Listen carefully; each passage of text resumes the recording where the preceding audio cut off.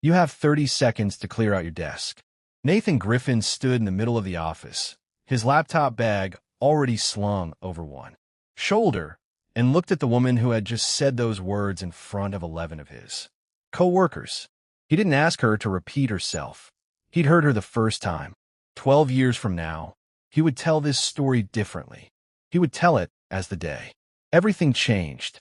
But right now, standing under fluorescent lights with his face burning and his hands steady out of pure stubbornness, it just felt like the worst Tuesday of his life.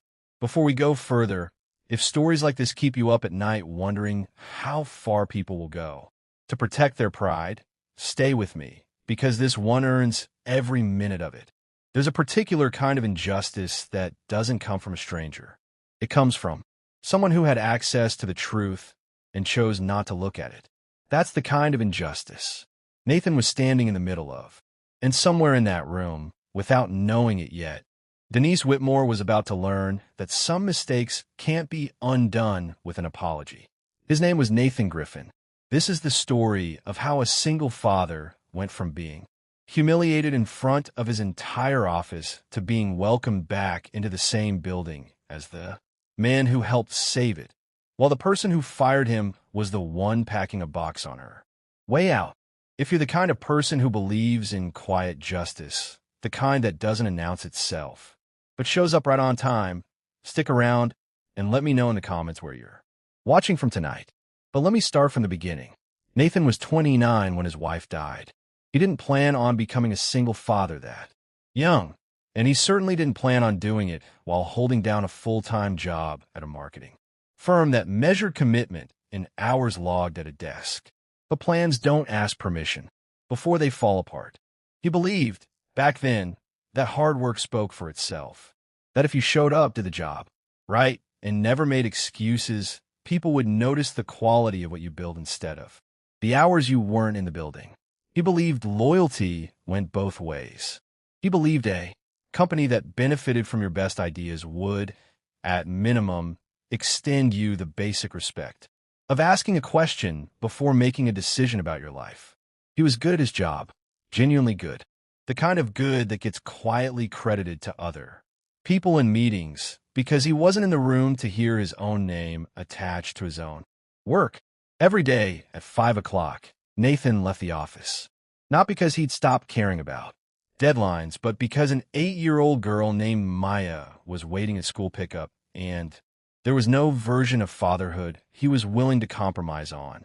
He drove her home, made dinner, helped with homework, and once she was asleep, he opened his laptop again and finished what the day hadn't let him finish. Nobody at the office saw that part. They only saw him leave. And there was one person who had decided, long before today, exactly what that departure meant. Denise Whitmore had been at Calloway and Vance for 6 years, and in that time, she had built a reputation for two things: sharp instincts with clients and an even sharper opinion about who deserved to be on her team. She wasn't cruel by nature, not exactly. She was the kind of person who believed structure was kindness, that rules applied evenly made a workplace fair. The problem was she'd stopped asking whether the rules made sense for the people living under them. When Nathan joined the account team 2 years earlier, Denise had liked him at first. He was sharp, he picked things up fast, and his instincts for what a client actually wanted rather than what they said they wanted were better than anyone else's on the floor. For the first several months, she praised his work openly. She put his name on decks. She told the department head he was one of the strongest hires of the year. Then his wife died, and everything about how Denise saw him changed. It wasn't sudden. It was a slow recalibration, the kind that happens in a manager's head, without ever being said out loud. Nathan started leaving at 5. He stopped staying for the after-hours drinks that doubled as unofficial FaceTime with leadership. He missed one morning, huddled because Maya had a fever, and made up the lost hour that same night, but Denise wasn't awake at 11 p.m. to see the email he sent. She only saw the empty chair at 9 a.m. She never asked him why. She built her own explanation instead, and once a person has built an explanation, they tend to defend it more than they defend the truth. Nathan, for his part, trusted the system too much to notice he was being quietly recategorized. He kept doing what he'd always done: work hard, deliver clean, never make it anyone else's problem, because that was the version of professionalism his father had taught him and the version his wife had believed in. He assumed results would speak for him. He had no idea that, in Denise's mind, a 5 o'clock exit had started to outweigh every result he produced. There were warning signs, if he'd been looking for them, disguised as small comments. Denise mentioning, almost lightly, that some people just aren't built for a role this demanding. Right now, a meeting he wasn't invited to that used a strategy framework he had built the year before, credited to someone else in the room.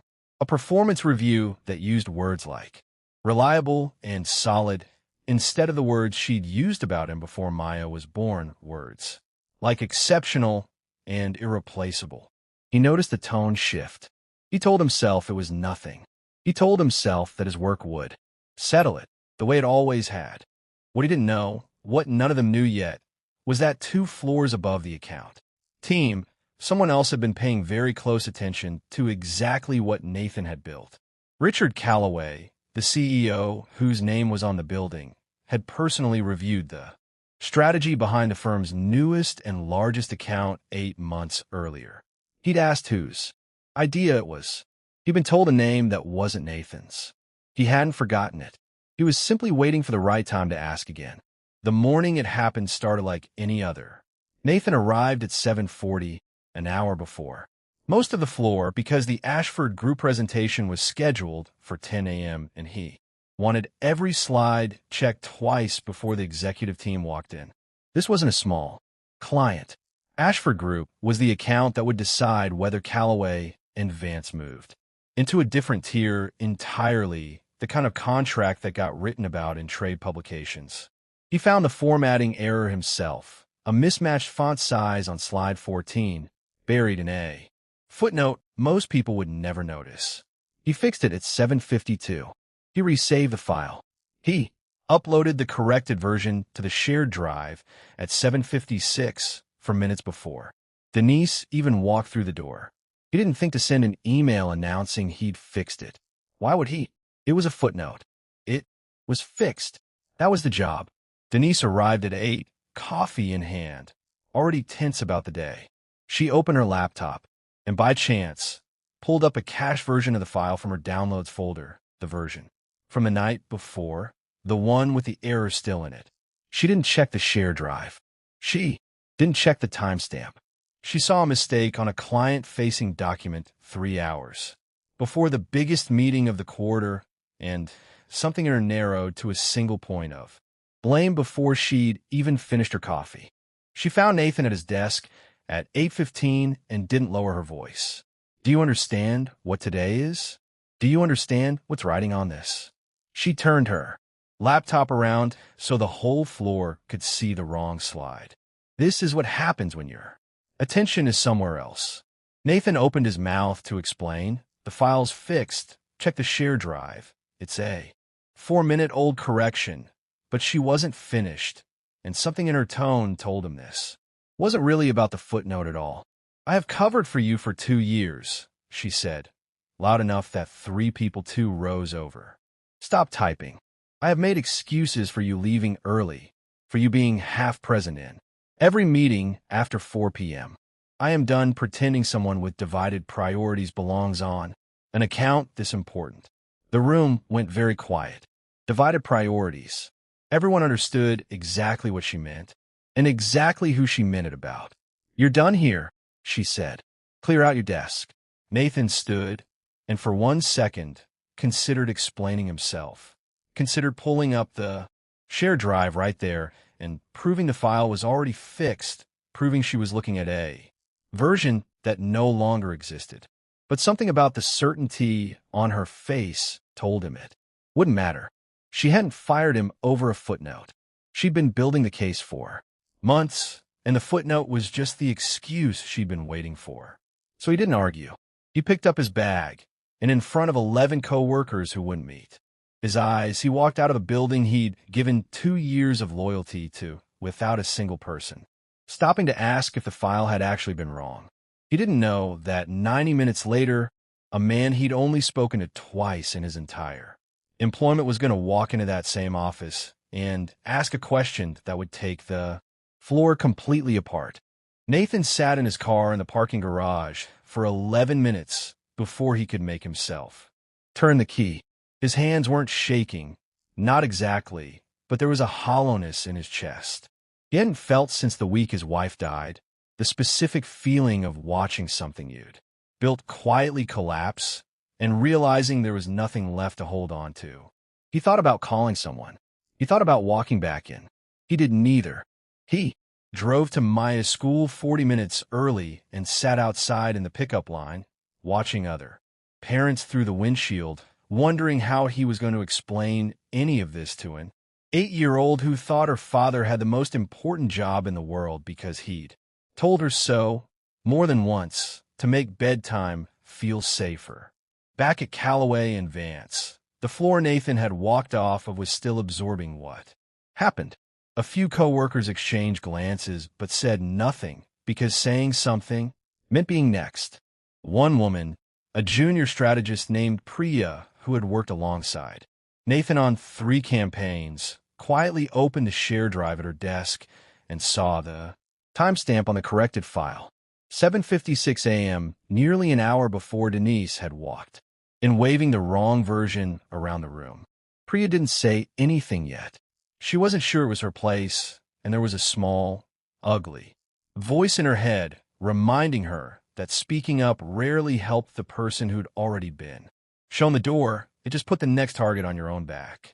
She closed the tab and went back to her work, though the number stayed with her for the rest of the morning. At 9:45, Richard Calloway's assistant sent a floor-wide notice that the CEO would be joining the Ashford Group meeting personally, a rare move, but Ashford was the kind of client that justified rare moves. Denise straightened her blazer, ran through her talking points one more time, and felt, for the first time all morning, something like relief. The error was gone. The presentation was clean. She'd handled the problem before it could become his problem. What she didn't know was that Richard hadn't just decided to sit in on a client meeting. 8 months earlier, when the strategy that eventually became the backbone of the Ashford pitch had first crossed his desk, he'd asked a simple question in a leadership meeting. Whose framework is this?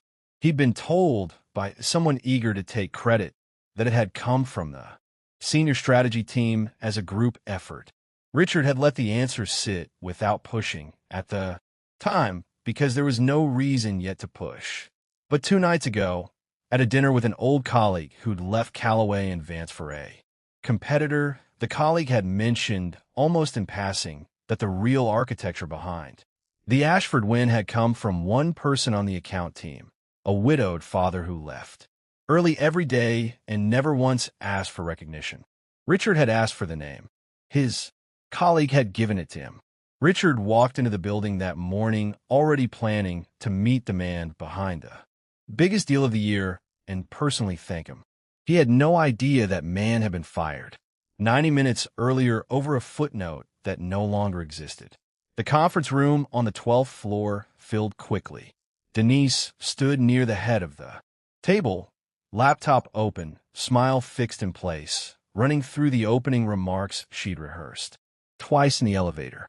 The Ashford Group's 2 executives sat across from her, polite and unreadable in the way people are before they've decided whether to be impressed. Richard Calloway walked in at 9:58, 2 minutes early, and did not sit down right away. He scanned the room once, the way he always did before a meeting, cataloging who was present. "Where's Nathan Griffin?" he asked. The question landed strangely in a room that had been prepared for talk of budgets and timelines, not names. Denise blinked, recalibrated, and answered with the same confidence she'd used 2 hours earlier. "I let him go this morning," she said. "There was an error in the client deck.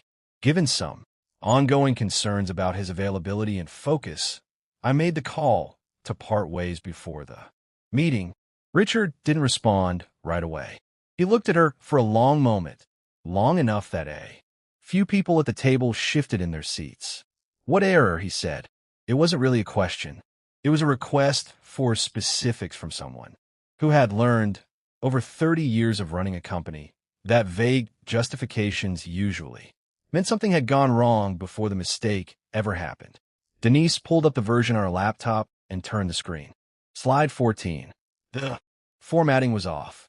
Priya, sitting 3 seats down, felt her stomach drop. She hadn't planned to say anything. She told herself all morning it wasn't her place. But watching Denise present the wrong file as evidence in front of the CEO to justify a decision that had already ruined someone's morning was different from staying quiet at her desk. "That's not the current version," Priya said. Her voice came out steadier than she expected. "Nathan corrected that file at 7:56 this morning. It's on the share drive. I checked it myself before this meeting." The room went still. Denise's smile didn't move, but something behind her eyes did. Richard looked at Priya, then back at Denise. "So the error you fired him over," he said slowly, "was already fixed before you found it." Denise opened her mouth, then closed it. There wasn't a version of the sentence that made this sound reasonable, and she knew it. "There were other concerns," she said instead, quieter now. "His availability. He leaves every day at 5. I've had to restructure deadlines around it more than once. He leaves at 5 to pick up his daughter," Richard said. "And then, as far as I understand, he keeps working. Every night." He paused. "Does anyone here know whose strategy this Ashford win is actually built on?" Nobody answered. Nobody except Priya, who said the name everyone in that room had been avoiding all morning. "Nathan's," she said. "It's always been Nathan's. Somewhere across town. If you've been enjoying how this story keeps peeling back another layer, that's exactly the kind of turn we'll keep building toward. So stay close, because Denise Whitmore has no idea yet how much further this is about to fall." Nathan didn't know any of what was happening on the 12th floor. He was sitting on a bench outside Maya's elementary school, 40 minutes before dismissal, running numbers in his head that kept coming out wrong no matter how many times he rearranged them. Severance, if there even was any. The mortgage due in 11 days. The health insurance that covered Maya's asthma medication, gone the moment his last paycheck cleared. He thought about the 2 years he'd given the company, the weekends he'd worked from his kitchen table after Maya went to bed, unpaid, uncounted, because he believed that was what showing up looked like when you couldn't always be in the building. He thought about the framework he'd built for the Ashford account, the one he'd stayed up 3 nights straight to finish, the one that had, as far as he knew, been folded into someone else's presentation, without his name ever attached to it. He wondered, sitting there, whether any of it had mattered at all. When the bell rang and Maya came running out with her backpack half open and a drawing flapping in her hand, Nathan put on the only face he had for her, the steady one, the one that had gotten them both through the worst year of their lives without her ever seeing him fall apart. She held up the drawing, a lopsided sun over 2 stick figures holding hands, and told him it was for his desk at work. He didn't have a desk anymore. He told her it was beautiful and put it in his bag and didn't trust himself to say much else for a minute. That night, after she was asleep, he sat at the kitchen table with his laptop open to a job search site he hadn't used in 3 years, and felt something close to despair settle into his chest. Not loud despair, the quiet kind, the kind that whispers that maybe this is just what happens to men who choose their kids over everything else, that maybe the system was never built to hold both. He didn't call anyone. He didn't think there was anyone to call. He'd spent so much energy protecting Maya from the weight of what their life had become that he'd never built a version of himself who asked other people for help. He closed the laptop a little after midnight, without sending a single application, and sat in the dark kitchen a while longer before finally going to bed, wondering how he was going to explain to an 8-year-old in a few weeks why the drawing on his desk didn't exist anymore. He had no way of knowing that back at the office, Richard Calloway had already asked HR for his phone number twice, and that a man who had built the company's biggest win from a kitchen table, not unlike this one, was about to be asked to come back to a building he thought he'd left for good. The call came the next morning while Nathan was pouring cereal for Maya, an unfamiliar number with a Calloway and Vance area code. He almost let it go to voicemail. Part of him didn't want to hear whatever came next, an HR formality about final paperwork, maybe, or worse, nothing at all, a wrong number that would just remind him how thoroughly he'd been erased from a place he'd given 2 years of his life to. He answered anyway. It wasn't HR. It was Richard Calloway himself.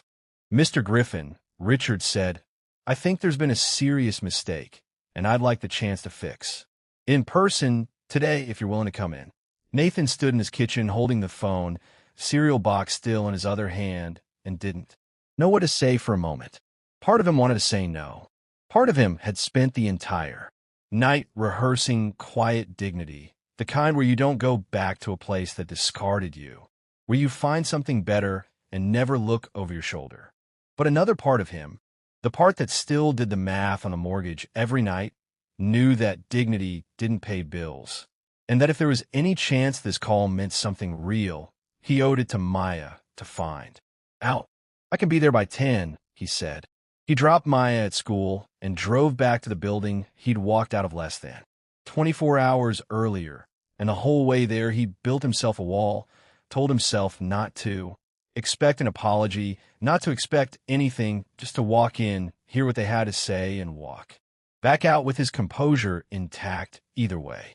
What he didn't expect was Priya waiting near the entrance, the same coworker who'd said nothing all those months, his hours quietly counted against him, who caught his eye and said, Only, I told him the truth yesterday. All of it. There was something in her face, not quite an apology, but close to one, an acknowledgement that she'd stayed quiet longer than she should. Haven was done doing that now. Nathan didn't know yet what all of it meant, but for the first time since Denise had told him to clear out his desk, something in his chest loosened slightly, the smallest possible opening in a wall he'd built to protect himself from being disappointed twice in 2 days. He walked toward the elevator, unsure whether he was about to be handed an apology or another disappointment, but for Maya's sake, and for his own, he decided he was at least going to walk in and find out. The conference room was full when Nathan walked in, more people than he expected, department heads, a few members of the strategy team, Priya near the back, and Richard Calloway standing at the head of the table instead of sitting, which somehow made the room feel even more formal than it already was. Denise was there too, seated near the far end, her posture rigid, her hands folded in front of her in a way that looked less like composure and more like someone bracing for something. Richard didn't waste time on small talk. Mr. Griffin, thank you for coming back, he said. I want to say in front of this room that yesterday's decision was a mistake, and it was mine to correct the moment I understood what actually happened. He gestured to the screen behind him, where the shared drives file history was pulled up, the corrected Ashford deck with its timestamp clearly visible. 7:56 a.m., nearly an hour before Denise had shown him the outdated version. You fixed the error before it was ever a problem, Richard continued. You'd already solved it, before anyone accused you of causing it. Nathan said nothing yet. He was still trying to understand why the CEO of the company was the one explaining this to him, instead of the other way around. There's something else, Richard said. 8 months ago, I asked who built the strategy behind the Ashford account, the framework that turned a cold pitch into the largest contract this company has signed in 5 years. I was told it came from a team effort. That wasn't true, was it? He looked at Nathan directly now. It was you, the whole thing. Priya confirmed it yesterday, and I've since verified it against the drafts and the timestamps. You built the foundation of the biggest win this company has had. From your kitchen table, after hours, while raising your daughter alone, and nobody in this building ever told you that your name deserved to be on it. Nathan felt something in his throat tighten. He hadn't expected to hear his own work described back to him like this, in front of a room by someone who apparently understood it better than he'd realized anyone did. "I know what you've carried the past 2 years," Richard said, quieter now. "Losing your wife, raising Maya on your own, doing the job of two people and never once asking this company to make it easier for you. That's not divided priorities. That's the kind of person any company should be fighting to keep." He turned toward Denise. "You made a decision that cost this company one of its most valuable people based on an assumption you never bothered to check. You didn't ask him where he was going every day at 5. You didn't ask why his work never suffered. You decided you already knew, and you were wrong." Denise's voice was barely audible. "I was trying to hold the team to a standard." "You were trying to hold him to a standard you never applied to anyone else," Richard said. "That's not leadership. That's prejudice with a deadline attached to it." He asked HR, who was present in the room, to formally process her termination, effective immediately, for terminating an employee without review and misrepresenting information too. Leadership. Denise didn't argue. She gathered her things in a silence far heavier than the one Nathan had walked out into the day before, and left the room without meeting anyone's eyes. Richard turned back to Nathan. "I'd like to offer you your position back," he said. "Not the same one. Senior project director, with the raise and the title that should have come with the work you were already doing. And flexible hours, permanently, no justification required, ever to anyone." Nathan didn't answer right away. He looked around the room, at Priya near the back, who gave him a small, relieved nod, at the empty chair where Denise had been sitting minutes earlier, at Richard, who was waiting without pressure, the way a person waits when they already know they've done the right thing and aren't looking for gratitude, just an answer. "I'd like that," Nathan said finally. "Thank you." The weeks that followed didn't erase what had happened, and Nathan never expected them to, but they built something steadier in its place.